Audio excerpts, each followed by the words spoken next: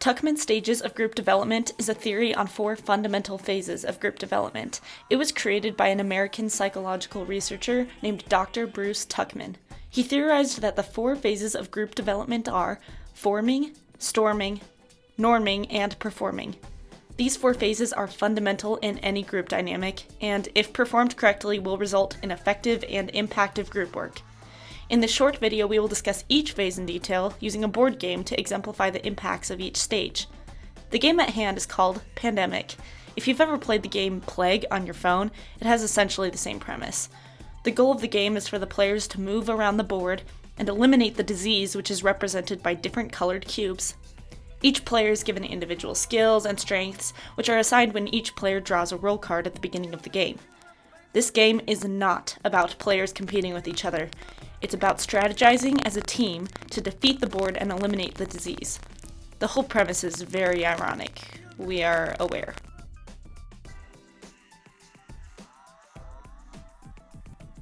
The first stage, forming, is important to help each member of the group feel safe and have a sense of belonging to the group. It will also help each member understand the task or project to be accomplished by the group. There will not be very much work on the actual task during this stage, but it is just as important to make sure that all the members understand their value and responsibilities in the group. Being a part of a group is exciting, but it can also be stressful, knowing how you fit into the group dynamic. This anxiety over fitting into a group is where the paradox of belonging comes into play. Paradox of belonging is the relationship between wanting to be unique and wanting to fit in. In all groups, each respective member has unique characteristics, but the desire to belong often prevails to individuality. It is important that each member feels comfortable enough to speak up on their ideas and beliefs. This can be done by creating trust in a group. Despite there being many ways to build trust, a common and effective exercise is to get to know the members in your group through games or questions. The most important thing is to let each member speak and talk about themselves. Once safety and belonging have properly been addressed, a quick orientation of the task would be beneficial in this forming stage. The forming stage is a good place to go over important dates, objectives, and create an overall vision as a team. The second stage in group development is the storming stage. This is where members' opinions and ideas start to clash and conflict arises. Against popular belief, constructive conflict is extremely beneficial to group work and will produce better results. However, destructive conflict could ruin the dynamic of a team. It is important to control conflict and make sure that everyone is listened to and respected. It should be known by everyone that conflict on task-related issues has a positive impact on the group. In Pandemic, it is always beneficial to point out ways for a team member to use their given skills in more productive ways, but there are certain ways of doing so. For example, calling a team member out in front of the rest of the team can be embarrassing and destructive. Unlike task-related conflict, relationship-related conflict is generally a negative thing. For example, hating a team member will cause the player to stop listening to your guidance and take things into their own hands. Empathetic listening is the best way to overcome the storming stage. Empathetic listening requires you to understand the speaker's point of view and the content of what they're saying. It is also helpful to break down large objectives or goals into smaller ones. It is easier to agree and find common ground on smaller tasks. The storming stage is very important to comprehend because many groups don't ever make it past this stage. No matter what skills each individual player provides, they are helpless against the spreading disease cubes on their own. They need each other to wipe out the pandemic and obtain victory. Kinda like real life. Next up, we have the norming stage. The norming stage is where team members' differences and similarities begin to be accepted and overall group unity and cohesion emerge. The focus shifts more towards accomplishing task goals in an efficient way. Making it to the norming stage does not mean that all conflict is solved, but it means that conflict management and cooperation have been thoroughly discussed, and each member feels comfortable expressing controversial opinions.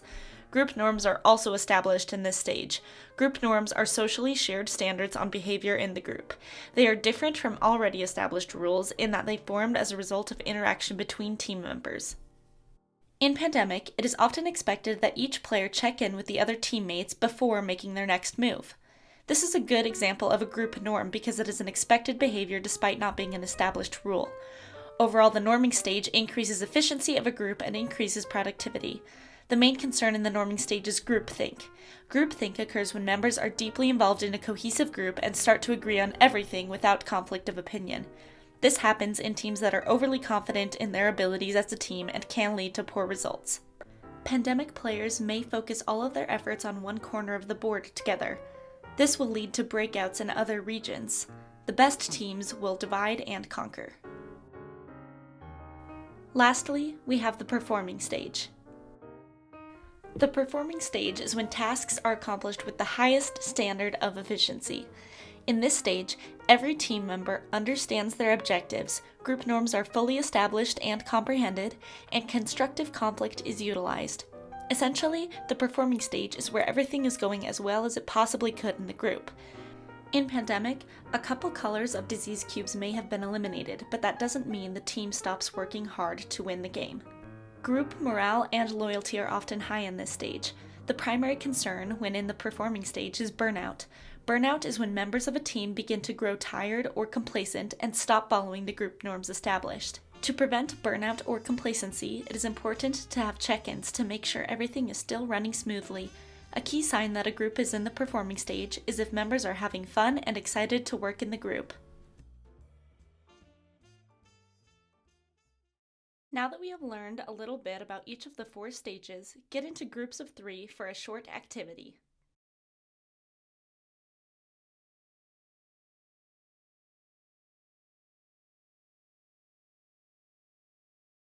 In your table groups of 3, we want you to practice the forming stage.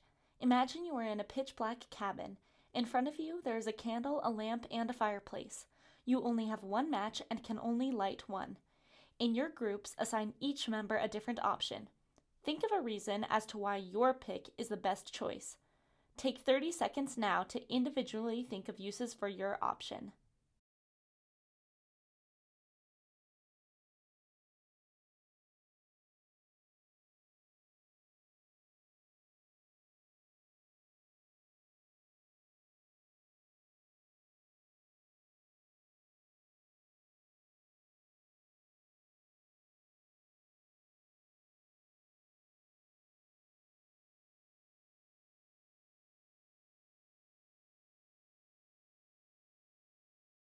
Now come together as a group and share your ideas for the best uses of your item.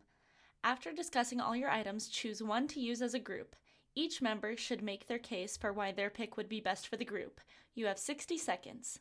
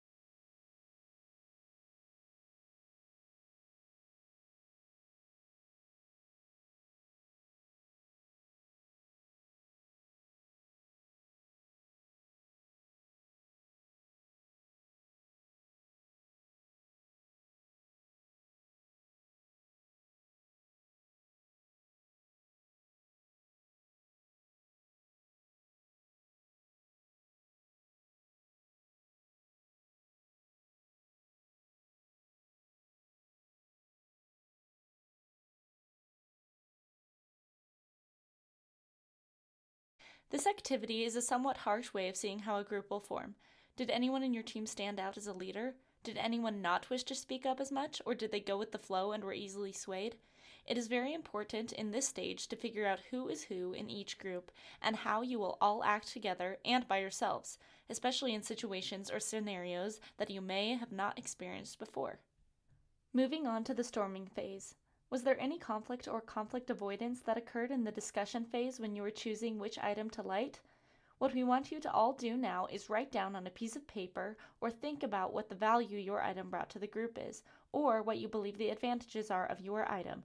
Try to think of what your group would miss if this wasn't an option, even if you don't believe your item is the best choice. Try to think of your unique value that is brought to the team when you either tried or successfully defended your object. Think outside the box.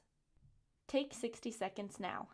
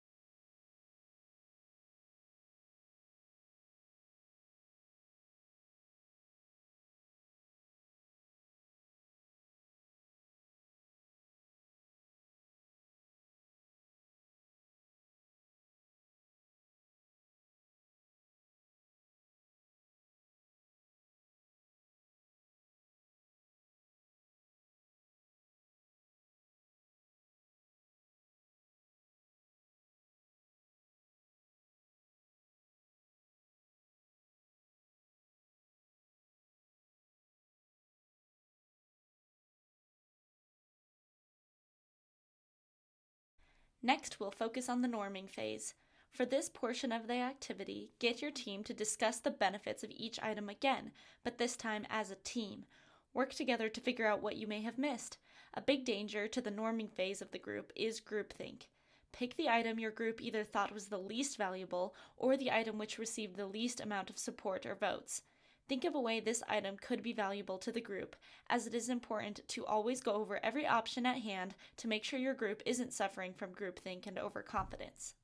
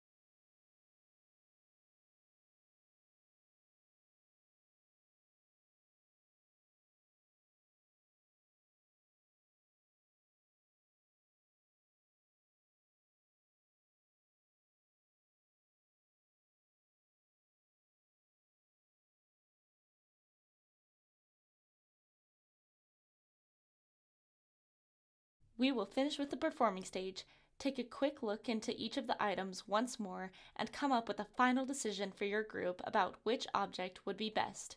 You have 30 seconds.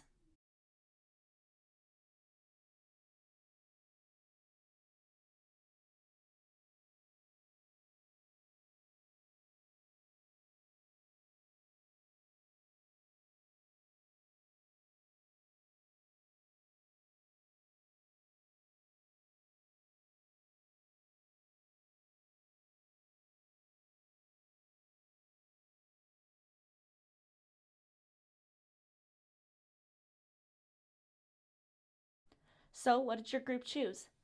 Maybe you chose the lamp because it provides mobility, which would allow your group to explore the cabin and find things that you would not have been able to.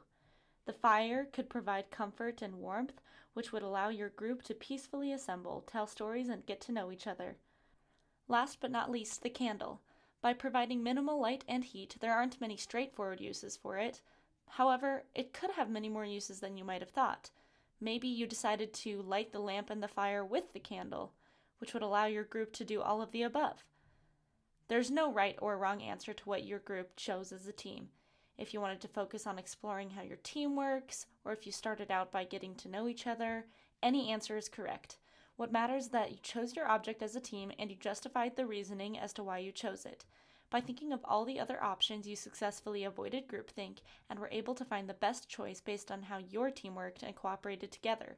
In conclusion, as a team, you have to work together and justify every step you take. If there's a leader in a group, make sure they're letting everyone speak, as someone might have a point that would otherwise not have been brought up before.